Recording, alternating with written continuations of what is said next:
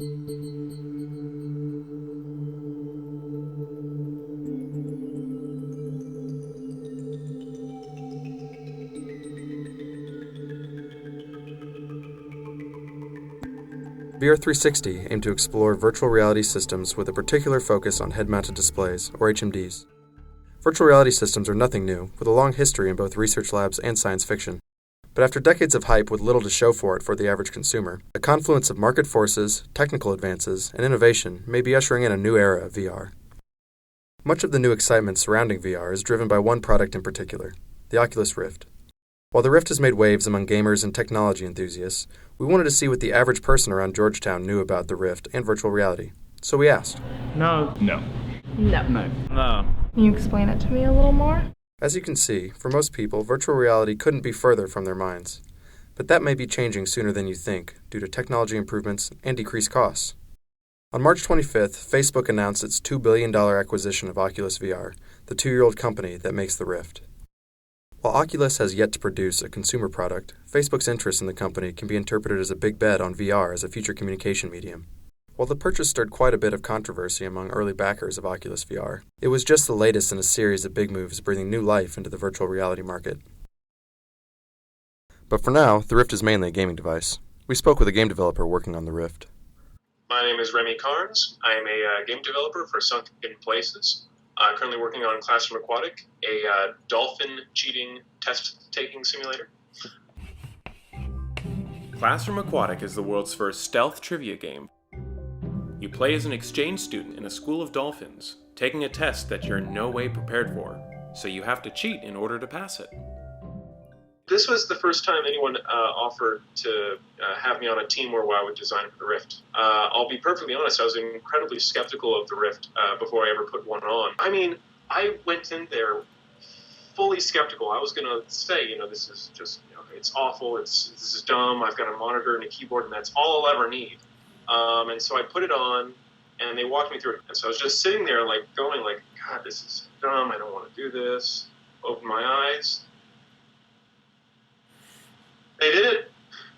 They actually did it. They made it work.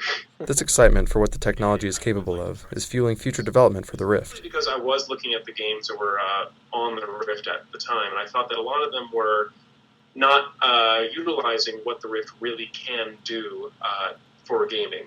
A lot of it was a lot of skeuomorphic design, taking a platformer and putting it on the Rift. I really was interested in making something completely new. So even though I'm not a Rift developer, that's the thing that really excites me about the Rift, is that it's brand new territory. But the Rift isn't all just fun and games. We also spoke with Brett Darcy, Vice President for Research and Development for Heron Systems Incorporated, a defense contractor in the D.C. area. Darcy's team is exploring new uses of head-mounted displays, including new avenues for human-machine interface and live video interaction. In fact, we're explicitly breaking out of the entertainment realm.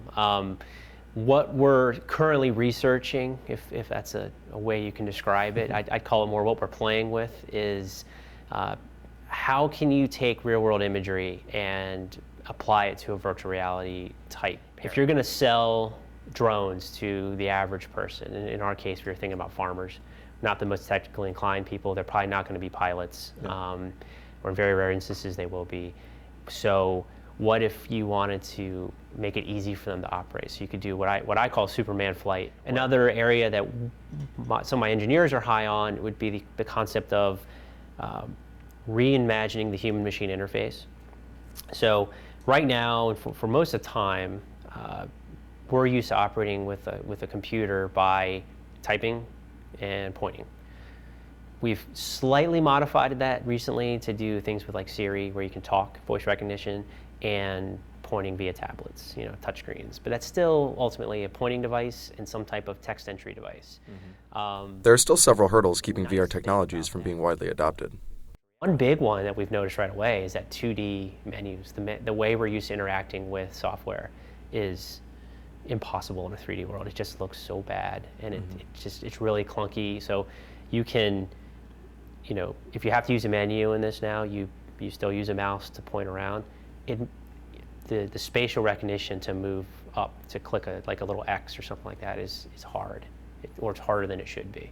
So I think 3D type menus and stuff like that, then we're going to have to think that through. Yes. And you think we've been in a 2D world in that since the dawn of computing. Headsets and graphics processing must continue improving to the point that cybersickness is minimized.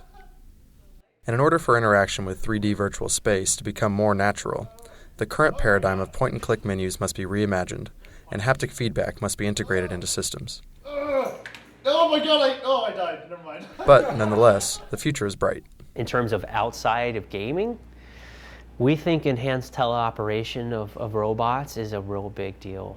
That could be considered niche, but if you're talking about exploring disaster sites or scouting out mines or whatever space exploration, that kind of stuff is interesting. I mean, we're doing some amazing things with robots on Mars, more close to home, International Space Station type stuff. Yeah, you could do some interesting stuff. You could do spacewalks that would be otherwise risky for a human, that you could just put a robot out there. I think it could be adopted. You kind of have the technology stack in place now that you didn't have before. So a lot of the prereqs, I'd say, are there, and they're only getting better.